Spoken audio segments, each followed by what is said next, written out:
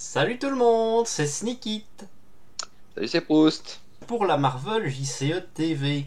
Et aujourd'hui, on va s'attaquer à la deck tech de Faucon.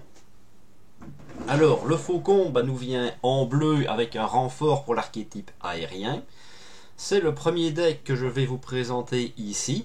Mais je vous préviens tout de suite, c'est un deck qui est plutôt thématique et roleplay parce que c'est un archétype qui ne fonctionne pas. En tout cas, qui ne fonctionne pas à haut level parce qu'il est beaucoup trop lent. Maintenant, si vous jouez en standard, en multi, que vous aimez bien prendre votre temps, ce deck fonctionnera très bien, il n'y a aucun problème, mais vous n'irez pas chasser du bouffon Venom ou du Ronan avec ça. On est bien d'accord.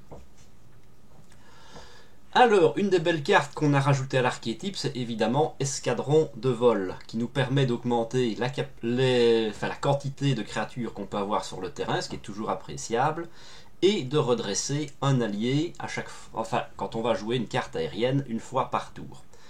L'untap, c'est très important dans ce deck-là, mais c'est un des trucs qui va paradoxalement manquer, parce qu'on a essayé de nous sortir une grosse carte à 4, qui redresse 3 aériens. J'ai fait l'effort, même si je pensais que c'était incapable de la jouer, et je vous confirme que c'est incaltable, ça ne sert à rien, c'est excessivement trop cher. En allié aérien, on a évidemment le MVP qui est Rocket, qui lui peut se jouer dans n'importe quel aérien qui se respecte, puisqu'il va être virtuellement immortel. Autant dire que c'est aussi une très belle cible à redresser une fois qu'on a l'escadron de vol en place. On a les deux assistants qui sont Aéro et 7ème ciel qui vont eux renforcer toute l'équipe sans prendre de dégâts consécutifs. Notons évidemment que la cible des deux à choisir c'est 7ème ciel parce que le contre est beaucoup plus intéressant que le dégât, même si situationnellement ça peut servir. Hugin et Munin, sortis toujours dans le paquet, qui va justement amener ce petit untap qui va faire plaisir. Et puis un qui manque drastiquement au paquet, qui pourtant est excessivement fort, c'est Sunspot, puisqu'il va faire des dégâts en arrivant en jeu en fonction de ressources énergie qu'on a utilisées pour le payer. Mais je vous rappelle, à titre indicatif, que le pouvoir du vol, c'est 2 ressources énergie, et qu'en plus, l'oiseau qui fournit de la thune dans le deck de Falcon, c'est aussi de la ressource énergie. C'est-à-dire qu'on peut très facilement sortir un Sunspot qui va faire une AOE à 3, c'est très très fort. Moi ça m'a bien servi en tout cas dans mes playtests. Alors, vous l'avez déjà vu, c'est des cartes qui sont toutes chères. On n'a que des cartes à 3 et à 2 pour le moment, donc on va essayer d'aller chercher un maximum de ressources. Et des ressources, c'est pas ce qui manque, heureusement. On a les exercices de cohésion d'équipe qui vont nous permettre de jouer toutes nos cartes aériennes, ça marche plutôt pas mal. On a un héliporteur, on aurait tort de se priver. Notez qu'on aurait pu mettre le Queen Porter, c'est un choix. Maintenant, l'héliporteur a le bon goût d'être polyvalent, ça marche pour les copains. Et on a l'objectif clair. L'objectif clair étant un très bon combo avec Falcon, puisque moyennant un dégât infligé, il va nous donner une ressource libre, mais ce dégât infligé peut, petite sucrerie, être prévenu par les ailes de vibranium et donc renvoyer. Donc non seulement, moyennant un combo de cartes, vous allez faire un dégât quelque part et gagner une ressource. 100% bénéf. Pour être dans la thématique, on a aussi acrobatie aérienne.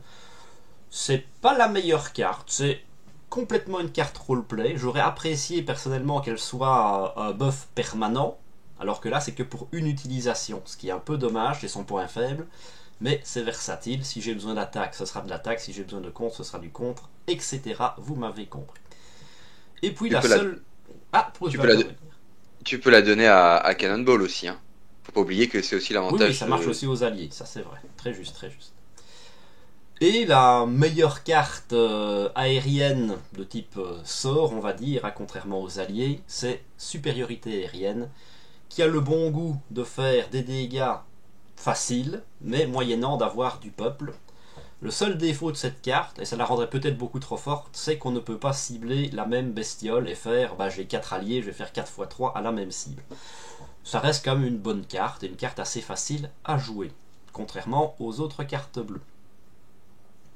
Toujours dans le roleplay, le bouclier du Captain America. Donc le titre Captain America permet d'aller chercher le bouclier permet d'avoir de la def en plus, de la riposte. C'est pas mal, c'est un peu usine à gaz, mais ça se joue. Encore une fois, le gros problème, c'est que c'est lié à l'archétype bleu.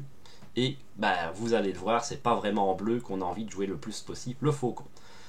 Et enfin, petite sucrerie aussi, en plus il est dans le paquet, le Triskelion qui permet d'avoir, si jamais, tous les alliés en jeu en même temps, sachant qu'on a quand même 2 et 3 alliés qui sont théoriquement sur table ad vitam aeternam. On termine en blindant de ressources, parce que les ressources c'est la base, on a quand même que des cartes qui coûtent 2 ou plus, et puis évidemment les quêtes annexes de joueurs, l'appel de renfort qui va nous aller chercher un allié gratuit, toujours bon à prendre, en général ce sera Rocket, construire un soutien qui va nous permettre d'aller chercher un soutien, et le soutien auquel il faudra penser en priorité c'est l'escadron de vol, parce qu'il n'y en a qu'un et qu'on n'a pas envie d'en mettre plusieurs, et bien sûr l'entraînement au super pouvoir pour aller chercher les cartes de Falcon, ça ne lui fera pas de mal d'avoir une petite accélération de mise en place, notamment pour les ailes. Voilà, as-tu des commentaires à faire, mon bon Proust? Alors ouais, j'en ai plein en fait, parce que je te l'avais dit, mais moi quand j'ai eu Falcon, je l'ai aussi commencé en bleu, mais j'ai pas du tout été là-dessus parce qu'à l'époque je ne savais pas jouer Falcon et j'étais parti sur Force de la Diversité. Bon, on va pas revenir sur le débat, mais je trouvais que la carte était rigolote. Et finalement, le deck que tu présentes, je l'ai construit quasiment à la carte près, hein, dans mon Angel. Et ça marche bien. Et j'avais même tendance à penser que ça marcherait mieux qu'avec Falcon, parce que Angel étant globalement plus fort que Falcon, hein. Mais là, je me rends compte, en fait, et c'est surtout tes deux entraînements de cohésion d'équipe, que je trouve ça assez génial, parce qu'en fait, tu vas pouvoir cycler ton aile rouge en étant en bleu, avec des bénéfices que ne peut pas te procurer Angel. Donc je trouve qu'en fait ta construction est très très très forte, parce qu'en fait, si tu as ton soutien posé sur la table et que tu t'amuses à commencer à cycler ton aile rouge, finalement tu vas pouvoir relever à Hero ou Clan9 et tu vas commencer à mettre beaucoup de stats sur la table et ça peut être très fort. Faut quand même rappeler à ceux qui nous regardent que entraînement de cohésion d'équipe ne peut être incliné que pour enfin qu'une fois et que pour une carte, c'est-à-dire que vous ne pouvez pas utiliser les deux entraînements de cohésion d'équipe pour payer une seule carte. Mais comme l'a dit Sneakit, comme tu l'as dit, finalement, tu as tellement de cartes aériennes que dans un tour, tu vas facilement en payer deux, à commencer par ton aile rouge, que si vous avez envie de le cycler, bah, ça va être encore plus facile de le faire ne serait-ce que deux fois dans un tour. J'ai regardé donc par rapport à mon Angel, bon, évidemment moi je peux pas mettre le bouclier de Captain America. Les choses que j'ai, donc tu l'as très bien dit, un Sunspot c'est quasiment MVP, enfin non c'est Cannonball le MVP, mais Sunspot c'est super fort aussi. Surtout qu'il faut pas oublier que les cartes aériennes, les ressources aériennes sont des ressources jaunes, donc elles doublent en jaune, donc c'est vous payez Sunspot avec, c'est très fort. Moi ce que j'ai mis dans Angel, j'ai mis le nouveau soutien de ressources qui s'appelle ressources réserve. Mais parce que Angel, en plus des 6 ressources que tu présentes, il en a 2 de plus. Donc lui, il commence vraiment à en avoir beaucoup, beaucoup. Et ça peut être sympa de temps en temps pour les stocker et les mettre de côté.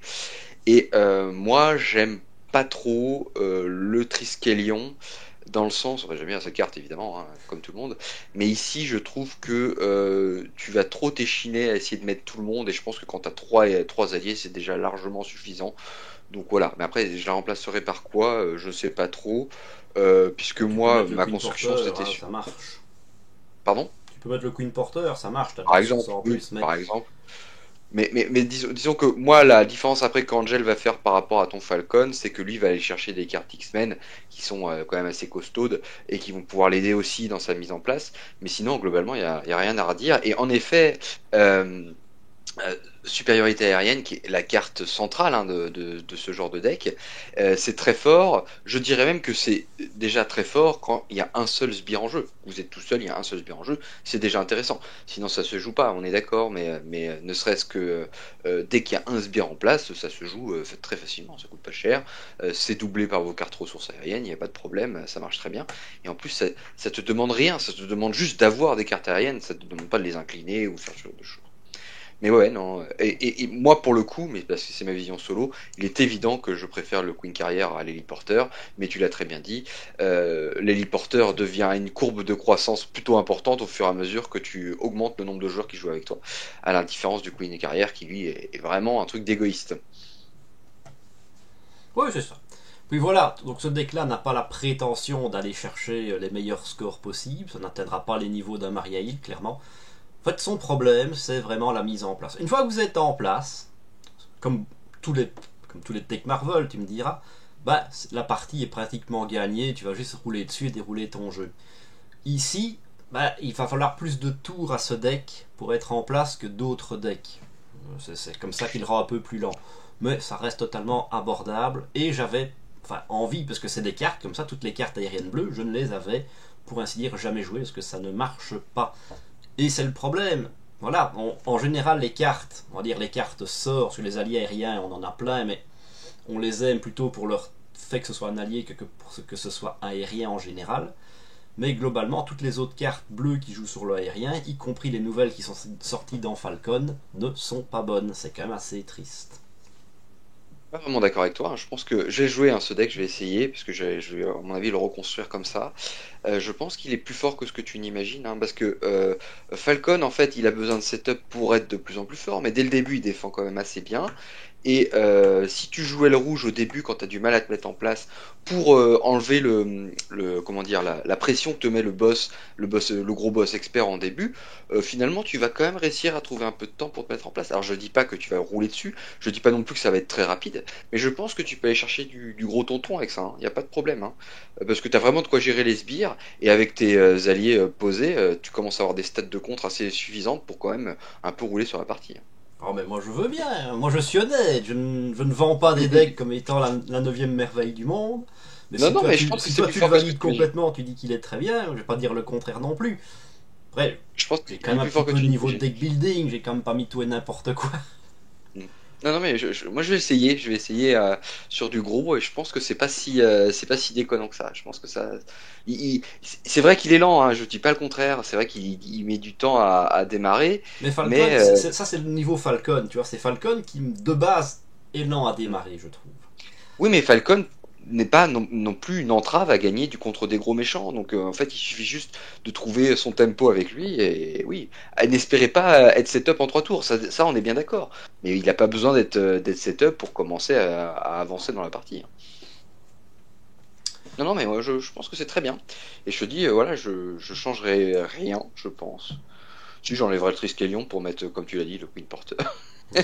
C'est ça, c'est des options, il Je, faut faire des choix de toute façon. je suis un égoïste. Je n'oblige Mais personne à jouer cette decklist en l'état. Je conseille, par exemple, vous pouvez très bien retirer une ressource pour mettre autre chose, faire des options, parce que si ressources c'est beaucoup, pour rajouter d'autres. Voilà, c'est vraiment. Par exemple, tu vois, j'ai pas mis. Comment elle s'appelle encore là. Viviane. Viviane, j'aurais très bien pu, c'est vraiment un manque de place. Non, la grosse à 5 Spectrum. Ah Je ouais. l'ai joué aussi, mais pareil, ça rajoute encore de la lenteur. Pour un truc qui, certes, une fois sur table, fait plaisir, mais c'est compliqué à sortir. Bah, Encore c'est une surtout que fois. Spectrum t'avait sorti une très bonne idée au moment de l'open the box en disant mais, il suffit d'avoir aile rouge dans votre main, vous payez avec aile rouge et comme ça vous avez les triples bonus. Oui, mais il faut Ouais, encore se la payer. oui déjà, et puis en plus ça veut dire se débarrasser d'aile rouge qui est Que moi tu peux. aujourd'hui quasiment inimaginable. Ah si, moi je n'ai aucun scrupule à me débarrasser d'Aile Rouge si je sais que je vais en alter ego, parce que je sais que je vais le récupérer Oui. gratos. Oui, mais si tu l'accroches derrière Spectrum, il est bloqué sur Spectrum puisque c'est Oui, c'est lui vrai que qui Spectrum en plus elle le mange, c'est vrai, c'est ça qui est vraiment Ouais. pénible en fait. Ah ouais, non, c'est compliqué. Tu lui fais manger le Euh, bouclier, et là ça marchait, je lui ai déjà fait Oui, manger le boubou, figure-toi. Ouais. Mais voilà, pour moi c'est un peu usine à gaz aussi, même si c'est séduisant sur le papier. Bon, on va pas tergiverser 10 ans, parce que non la vidéo va encore être très très longue. On va s'arrêter ici pour mon deck, et on va passer au deck de l'ami Proust. Et donc, voilà le deck de Proust en rouge-gris. Gris-rouge plutôt. Allez, vas-y, oui. Proust, chante. En gris légèrement coloré. Donc moi, l'idée que j'ai eue quand j'ai fait mon Falcon, ça a été rapidement, bah, tout le monde l'a vu je pense, quand on connaît d'avance une carte, que ce soit de votre deck ou du deck rencontre, il y a un allié, un super allié, hein, qui marche très très bien, c'est évidemment Cosmo, puisque Cosmo, il faut quand même le rappeler, hein, ne prend pas -1 dégâts consécutifs comme va faire Rocket ou comme va faire d'autres alliés, il prend pas de dégâts consécutifs. C'est quand même important, hein, parce que vous allez voir avec la carte enragée notamment, ça peut être assez efficace. Donc l'idée, c'est évidemment de vous servir de Cosmo, de taper dans le deck rencontre, pour défausser la carte du dessus du deck rencontre que vous voyez, et être sûr que Cosmo ne se mange pas de dégâts consécutifs. Ça, c'est la première idée qui est cachée derrière ça. Alors, on va la développer. première chose à faire, donc on va lui mettre lance énergétique. C'est vraiment, je pense, le meilleur attachement d'allié qui existe en jeu. Le problème, c'est qu'il est rouge, donc c'est toujours un peu compliqué à sortir, mais vous avez un plus 2 d'attaque, donc Cosmo devient un 1-3, et il gagne perçant. Donc Cosmo tape à 3 tous les tours, et n'est pas embêté par les tenaces. C'est déjà très très fort. Vous rajoutez alors une carte qui est pour le coup sortable qu'avec Cosmo quasiment, enragé, qui à nouveau rajoute 2 points d'attaque à votre allié, mais par contre rajoute également un dégât consécutif. Sauf que comme je vous l'ai dit en intro, Cosmo ne diminue pas ses dégâts consécutifs quand vous devinez correctement la carte du dessus du deck, il annule purement et simplement tout dégât consécutif. Donc il en prenne 3, 4, 5 ou 6, on s'en fiche, donc on rajoute cette carte et on a un Cosmo qui tape déjà à 5. Il nous manque évidemment le dernier élément indispensable au super allié, c'est-à-dire se protéger des ripostes, parce que Cosmo n'a quand même pas beaucoup de points de vie, donc on va lui rajouter l'arme de poing qui, en plus de le mettre à distance, lui rajoute un petit point d'attaque, donc on a un Cosmo qui tape à 6. Donc quand vous avez quelqu'un sur la table d'immortel qui tape à 6, vous n'avez plus besoin de vous demander comment est-ce qu'on va faire des dégâts, parce que c'est Cosmo qui va s'en occuper. Mais, et c'est quelque chose que j'aime bien faire en rouge quand je joue notamment la lance énergétique, il faut savoir que votre super allié peut facilement devenir un excellent contreur, à condition évidemment de cibler les manigances annexes. C'est pour ça que j'ai mis deux approches directes, qui sont des améliorations, qui s'accrochent à une manigance non permanente, parce que sinon ce serait trop fort, et le personnage qui va contrer cette manigance gagne le trait assaut, donc en gros, enfin c'est la manigance plutôt qui gagne le trait assaut, donc ça veut dire que le personnage qui va contrer cette manigance peut le faire, enfin doit le faire, parce que c'est précisé avec un impératif, avec sa stat d'attaque. Donc ça veut dire que mon Cosmo, même pas setup, c'est-à-dire que s'il a juste sa lance ou juste son enragé, il peut déjà faire des contres à 3. Si vous avez le sentiment que cette carte n'est pas rentable, il faut quand même vous rendre compte qu'en plus de la clinaison d'un allié, c'est un peu comme si vous posiez sur une manigance annexe pour 2 ER, un contre à 3. Donc c'est quand même, en termes de rentabilité, c'est quand même assez fort. Évidemment, ça ne sert pas tout le temps. Évidemment, de temps en temps, vous allez avoir un gameplay où vous allez pouvoir la poser en avance sur une manigance annexe. Mais même si vous n'avez pas l'opportunité de la faire, c'est-à-dire que vous avez cette carte dans votre main, la manigance annexe apparaît, le jouer tour 1 et défausser la manigance, c'est déjà rentable, surtout en rouge où on a vraiment beaucoup de difficultés pour contrer. Je terminerai l'archétype qui tourne autour de Cosmo par finalement la salle de crise, parce que Cosmo va finalement tuer régulièrement les sbires, ça va être même la cible numéro 1, enfin ça pour le coup je vais pas vous apprendre à jouer, mais quand vous jouez un boss, vous savez très bien le moment où vous allez pouvoir vous concentrer sur le boss, qui est plutôt la fin de la partie, et avant il faut nettoyer le plateau au maximum. Donc quand il y a un sbire qui apparaît, Cosmo avant de s'occuper du boss, il va d'abord s'occuper du sbire. Et donc s'il s'occupe du sbire, pourquoi pas ne pas mettre une salle de crise qui va vous permettre d'enlever encore un petit 1 sur la manigance et encore plus de permettre à Cosmo de contrer correctement. Et on sort une carte de la naphtaline, une carte qui a disparu, c'est l'armure, c'est l'Alliance Cosmique, pardon. C'est un événement qui coûte 3, qui est un événement basique, que vous savez plus où il est sorti, mais moi non plus je ne sais pas d'où il vient, je pense que c'est une carte qui date de peut-être d'avant Gamora, c'était il y a très longtemps. Et en gros la carte, elle a le trait Alliance, mais là on s'en sert tout seul, on n'a pas besoin que les autres viennent nous aider. Choisissez un personnage Avenger, un personnage gardien, redressez chacun de ces personnages. Sauf que Falcon, il est Avenger. Falcon, comme il ne va pas attaquer et il ne va pas contrer, son rôle dans la partie, ça va être de défendre sur les attaques du boss. Donc il va généralement commencer son tour incliné. Et Cosmo, une fois qu'il se sera activé, il sera incliné. Vous jouez cette carte pour 4 R, c'est cher, on est d'accord. Mais vous redressez votre héros et vous redressez quelque chose qui ressemble à un héros, voire à même plus, parce que Cosmo, quand il tape à 6, c'est quand même assez violent. Même si vous ne redressez que Cosmo, finalement, d'une certaine façon, on ne peut pas, mais ici, même si vous ne pouviez redresser que Cosmo, ce serait déjà rentable. Donc il faut bien imaginer que c'est quand même très très intéressant de jouer cette carte. Ça reste cher, au début j'en avais mis 3, j'ai fini par en mettre que 2 parce que je me suis rendu compte que je pouvais pas la jouer tout le temps, mais mine de rien, sur un burst de dégâts, c'est monstrueux et ça fait très mal. Voilà globalement l'archétype qui tourne autour de Cosmo.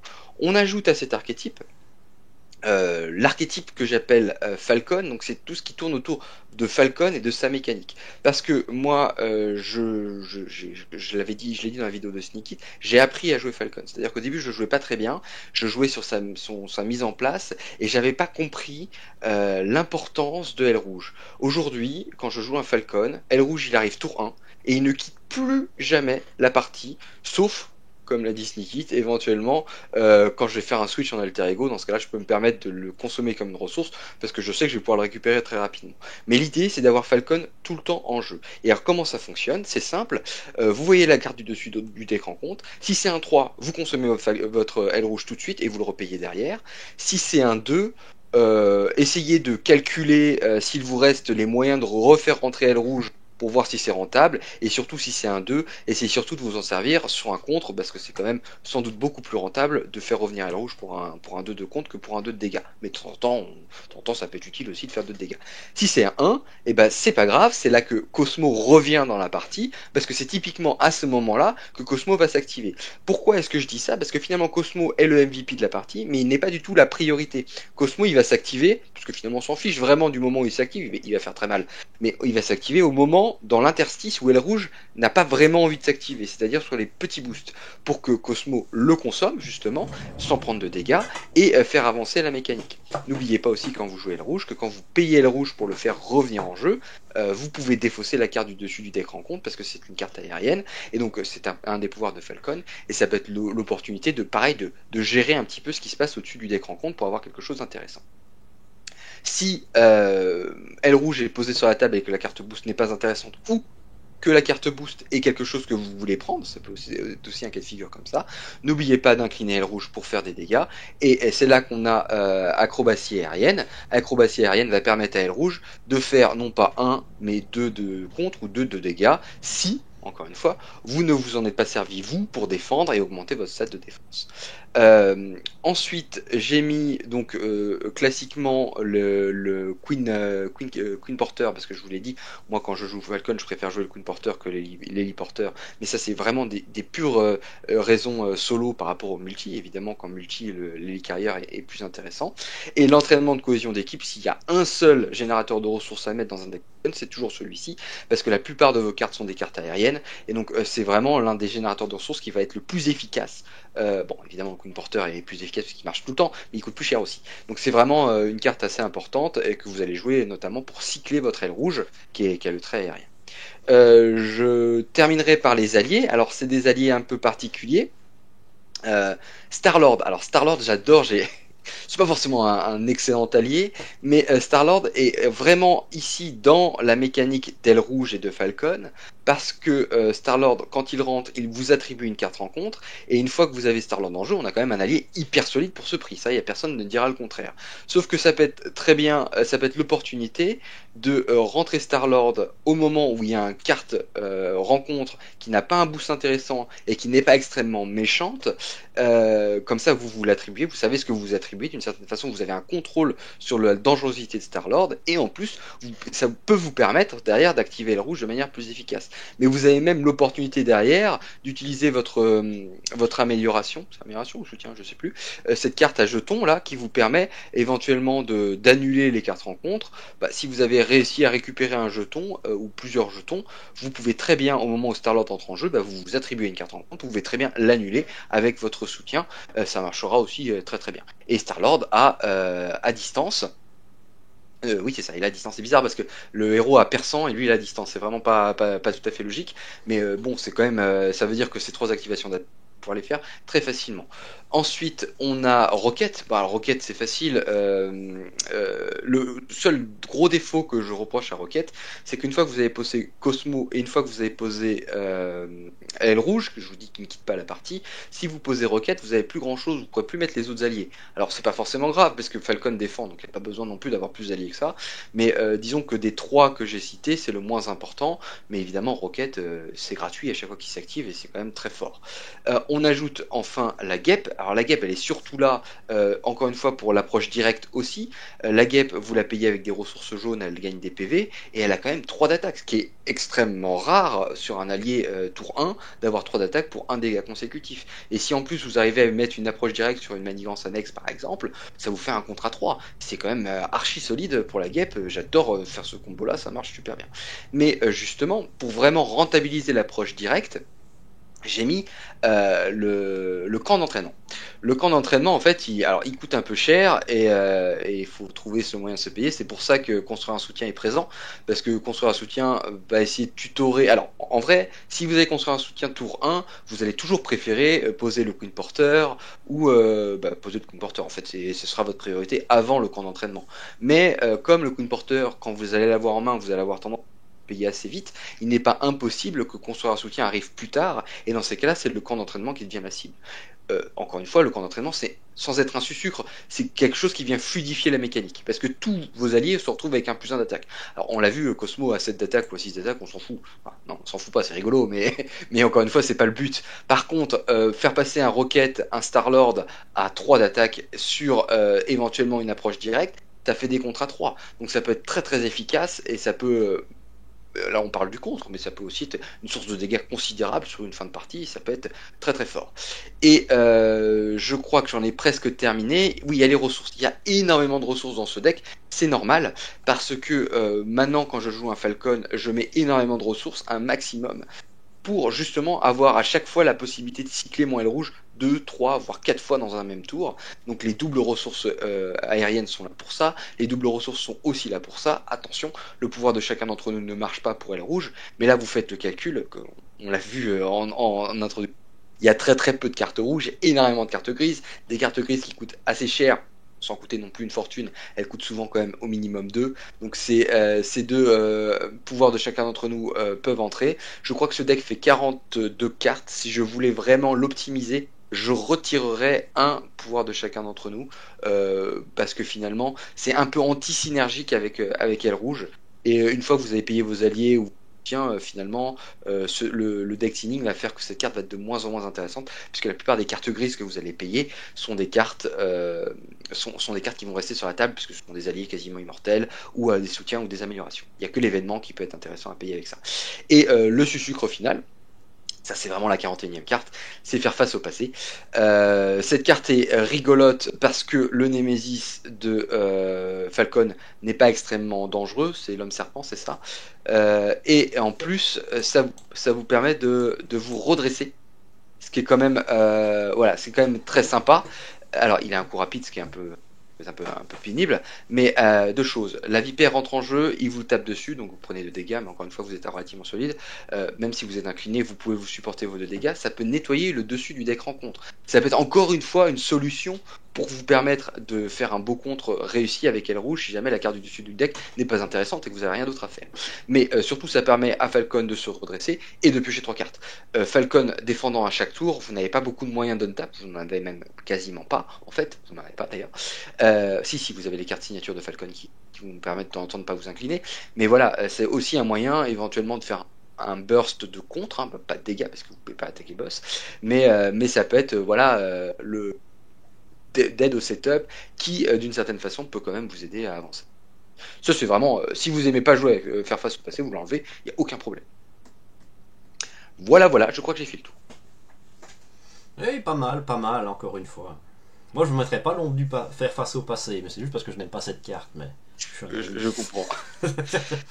Alors, moi, je l'ai mis vraiment à cause de l'effet qui se coule de l'homme vipère qui peut éventuellement. Enfin, je sais pas si tu as ce problème-là avec Falcon, mais moi, souvent, j'essaie vraiment de contrôler le deck rencontre de façon à ce que j'ai ce que je veux au-dessus. Et bon, c'est pas la solution la plus évidente, mais ça reste une solution aussi, en faisant table rase de ce qu'il y a sur le dessus du deck. Ouais. Bah oui, là je vois l'idée, hein, l'idée de base n'est pas nouvelle, c'est juste que ça marche évidemment excessivement bien en Falcon, et ça a le bon goût, notons-le ici, parce que je pense pas que ce soit marqué là, mais de tenir compte de l'errata de Cosmo, qui l'empêche normalement Oui. de tuer n'importe quel deck, ce qui n'est pas sur la carte, ce qui n'est pas écrit dessus, ce qui fait que je ne le joue pas comme ça. Mais le principe de faire de Cosmo un super allié marchait bien dans n'importe quel deck qui avait une option de voir des choses qui ne devraient pas ou d'avoir un deck annexe. Notamment, je jouais déjà ça à l'époque de Doctor Strange. Ça a toujours très très bien fonctionné. Mais Et oui. l'alliance que tu l'Alliance Cosmique, du coup, tu la trouves légitime ou pas? Parce que Ben en fait j'ai... oui, parce qu'à partir du moment où tu vas redresser un Cosmo qui va mettre une patate à 6 ou même à 5, c'est déjà excessivement fort en fait. Ouais, ouais. Puis ça Et c'est permet bien de... parce que là je suis content, c'est une carte que je n'ai moi-même jamais jouée Ah, moi et non c'est plus. peut-être la meilleure façon d'en profiter au final. Mais tu sais que j'ai rangé mes cartes, bah, c'était juste avant la sortie de Falcon, et je suis tombé dessus, et je suis mis. C'est rare de tomber sur une carte, tu sais pas ce que c'est, tu sais, mais c'est quoi cette carte, pourquoi je l'ai jamais vue, etc. Et comme Falcon sortait, tout d'un coup, je me suis dit, bah voilà, je vais pouvoir la jouer dans Falcon, ça va marcher. Parce que mine de rien, les Avengers sont sortis avant les Gardiens, et les Gardiens nous ont pas forcément envie de donner, de jouer Gardien Avenger, enfin c'était pas hyper réussi comme mécanique. Oui, c'est Et ça, voilà. parce que tu te dis, ouais, si je redresse deux héros, parce que c'est Alliance, donc les autres peuvent jouer, mais redresser deux héros, en général, le timing est pas bon. Puis, même pour Ouais. deux héros, payer trois pour faire aller une baffe à 2 avec Falcon, une baffe à 2 avec Star-Lord, bah c'est pas top, quoi. Alors Non, que c'est vrai. là, bah, si tu redresses Cosmo qui va mettre une baffe à 6 plus Falcon qui va les contrer à 2 parce que clairement, s'il a défendu, il n'a plus qu'à contrer derrière pour assurer un peu la stabilité du deck, bah oui, là ça devient très intéressant. Hmm. Non mais oui. Ouais, ouais, bon, franchement c'est rigolo et je l'ai testé, j'ai fait un crash test avec, bon j'en sors juste, hein, mais j'ai été assez loin, hein, j'ai été jusqu'à Magneto Expert. Je pense que les durs de durs, Bouffon Venom et même Ronan sont peut-être difficiles d'accès, tout simplement parce que Falcon n'est pas forcément taillé pour ce genre de scénario, parce il est quand même un petit peu à la traîne. Je dis pas qu'il est faible, hein, mais il est pas estière, quoi, ça c'est sûr. Mais voilà, c'est assez marrant et c'est assez facile à construire. Ouais, ouais. Et puis, ça a aussi le bon goût de ne pas retomber dans le classique dive bomb, parce qu'on se dit, ouais, on est aérien, on est Ouais, rouge, bah, je mets technique éprouvée, je mets dive bomb, je me fais plaisir en avant Guingamp. Bah non, c'est bien aussi de voir qu'on peut proposer autre chose, tout en restant quand même dans une idée quand même légèrement aérienne, puisque tous tes alliés, sauf Star-Lord, sont quand même aériens aussi. Pas passer à côté. oui, c'est exactement ce qui m'est passé par la tête. C'est-à-dire, ah, j'ai quand même pas joué Dive Bomb alors ils attendent trop à ce qu'on joue Dive Bomb. Puis, on va pas se mentir, Dive Bomb, toi et moi, on l'a quand même joué un paquet de fois. Donc, voilà, autant essayer de trouver quelque chose de différent. Mais oui, évidemment, vous pouvez faire ce qu'a dit Sneakit, hein, vous pouvez construire un deck autour de la Dive Bomb. Je pense que ça marchera très très bien. Ça, c'est sûr. C'est ça. Voilà, je te propose d'arrêter là pour ce deck, mais je te propose d'enchaîner sur un petit deck bonus. Parce que je sais que tu l'as joué, je l'ai joué, mais ce n'est ni ton deck ni mon deck. C'est un deck de quelqu'un que tu aimes beaucoup qui s'appelle Monsieur Villaine Théorie. Ah, Donc on se fait la petite mise en place et on se revoit dans quelques secondes. Et donc, cette fois-ci, ce qu'on va vous présenter, c'est un deck pool. Parce que vous allez voir que ça synergise excessivement bien avec le faucon. Proust l'a déjà dit, une des meilleures cartes du jeu, en fait, c'est Aile Rouge, pour jongler avec. Et ici, on va même pas chercher à faire semblant, on va ne faire que ça. C'est d'ailleurs pour ça que nous avons 3 ressources de vol, les 3 ressources de base, 3 ressources pool, qui pour rappel vont de 1 à 3 ressources, et carrément un pouvoir d'entre nous. Bon, ça c'est quand même la carte. Moi je l'ai ouais, enlevé, personnellement. moi aussi. Une fois que c'est un... Et tout ça ne va servir qu'à jongler avec aile rouge pour faire tourner le deck un maximum. Déjà de base, les alliés, on a toujours le bon vieux Rocket, je pense que c'est classique, hein. Vous jouez aérien, vous mettez Rocket, mais ce sera pas la priorité du tout. S'il sort, on est content, s'il sort pas, bon, ça m'est même arrivé de bloquer avec lui, c'est vous dire. On a évidemment des MVP, hein. On a Xavier et on a Fury, bah oui, c'est des cartes extrêmement fortes, dire même si on joue pas X-Men, vous pouvez désorienter, aller vous cacher. Oh, bah c'est l'occasion de récupérer le rouge qu'on a utilisé pour une raison X ou Y. C'est très très fort. Le Cosmo, bah oui, si on joue pas de thématique full aérien, le Cosmo, c'est très bien, ça va aider à meuler les cartes et donc à choisir pour optimiser le rouge. Et pareil, Viviane, bah ça a le bon goût d'être aérien, ça peut rendre une carte X-less, ça peut servir. On va aussi retrouver tout le panel des cartes grises, presque j'ai envie de dire auto-inclus dans tous les decks un peu forts qui se respectent, c'est-à-dire qu'on a un manoir pour de la pioche, un héliporteur pour de la ressource, Notez que là, on n'a pas le Queen Porter. Moi, j'aurais carrément mis le Queen Porter en plus. D'ailleurs, je l'ai rajouté, moi. Et Moi on aussi. a un exercice de cohésion d'équipe. Ça, c'est la base. Et puis, parce qu'on n'a rien et qu'on ne va pas s'en priver, un petit acrobatie de haute voltige. Parce que ça marche aussi pour aile rouge. Parce que si vous terminez le tour avec aile rouge, ben, vous avez le droit de l'utiliser gratuitement. Maintenant, jetons un œil aux cartes poules. Nonobstant le fait d'avoir le pognon, qui va aussi aider, parce que des ressources triples, ça permet de poser très très facilement un manoir, un furie et un héliporteur, on a deux très belles cartes qui marchent excessivement bien dans l'archétype, c'est-à-dire qu'on va commencer par la moins forte, c'est Bataille. Bataille va nous permettre de défausser la carte du dessus du deck, de subir autant de dégâts que la carte en question, et nous d'infliger autant de dégâts que la carte de notre deck qu'on va meuler. Alors évidemment, si on meule une carte de ressources, ben, c'est perdu, mais l'intérêt ici, c'est pas de faire des dégâts, l'intérêt, ça va être de meuler une carte crappie. Si vous jouez avec les sets de base, qui ont beaucoup de cartes sans icônes, bah ça c'est génial pour s'en débarrasser, parce que vous n'allez pas prendre de dégâts. Maintenant, si c'est des decks, vous n'allez pas brûler des cartes à 3 avec ça n'a aucun intérêt. L'autre super carte, évidemment, c'est Pierre-Feuille-Ciseaux. Donc c'est un mini-jeu, le pool a beaucoup de cartes de type mini-jeu. Je vais révéler une ressource de ma main, ensuite je défausse la carte du dessus de mon deck, et si je bats cette ressource-là, elle est à moi. Sachant que le Joker bat tout. Et qui est-ce qui est Joker? Bah, aile rouge. Sauf qu'aile rouge, il va remonter dans votre main. Donc, peu importe à n'importe quel moment de la partie, il vous suffit de remonter aile rouge pour faire son effet, de déclencher Pierre-Feuille-Ciseaux, et vous allez, dans 99% des cas, piocher une carte. Encore une raison de plus de se débarrasser du pouvoir de chacun d'entre nous, puisque c'est la seule carte en fait que vous ne pourrez pas piocher de votre deck, toutes les autres étant éligibles puisque celui-là est posé et celui-là est dans votre main. Donc ça c'est excessivement fort. L'autre qui a tout à fait sa place aussi, c'est le pouvoir de la guérison. Déjà parce que 2 de régène par tour gratos serait tort de cracher dessus, mais en plus je rappelle que les ressources pool fonctionnent en fonction de votre nombre de points de vie. Et donc avec ce deck on va avoir envie de maintenir nos points de vie le plus haut possible, en tout cas suffisamment haut, ici donc 5 dégâts, donc pour avoir au moins la ressource à 2. À 1 ce serait vraiment un fiasco.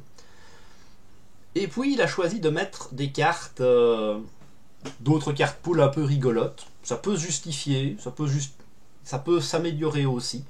Les deux que j'aime bien personnellement, c'est le coupe-tif, parce qu'il y a aussi le bon goût de sonner, ça peut servir, hein, ça peut vous donner un petit tour de tranquillité. Et le défonce-toi, qui va redresser un allié et lui donner plus 1 d'attaque. Ce qui est très intéressant, celle-là c'est peut-être la plus intéressante en fait des trois, pour Cosmo, pour lui permettre d'aller creuser un petit peu plus.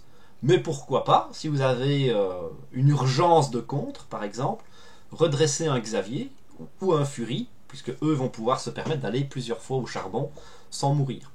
Moi je l'ai déjà fait sur Xavier, c'est très drôle. Je l'utilise pas pour taper évidemment, mais 2 contre A3, ça reste goûtu. Et enfin il a mis un mulligan pour accélérer le deck. Bon, c'est celle que j'aime le moins, j'avoue que je vois pas trop l'intérêt ici de cramer des cartes, surtout qu'on n'a pas les autres mini-jeux qui vont permettre de dépenser les ressources sans vraiment les dépenser. Voilà. Bon, ça, en tout cas, c'est comme ça que j'ai compris le deck. Je vais laisser la parole à Proust pour voir si j'ai pas dit trop de conneries.